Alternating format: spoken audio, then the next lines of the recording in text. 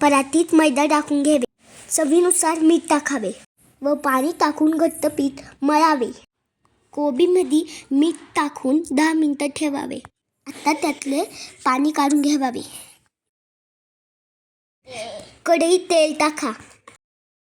आता अद्रक लसूण टाकून घ्यावे. थोडे परतून घ्यावे.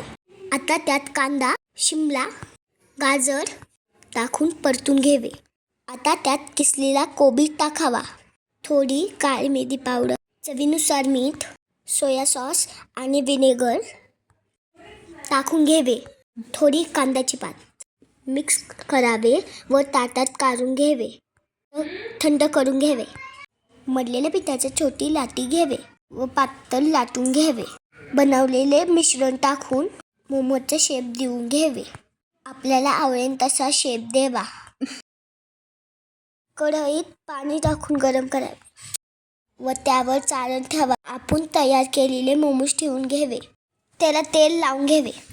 आता झाकून 15 मिनिटं शिजवून घ्यावे. आपले मोमोज गरम गरम तयार आहे. या टेस्ट करायला.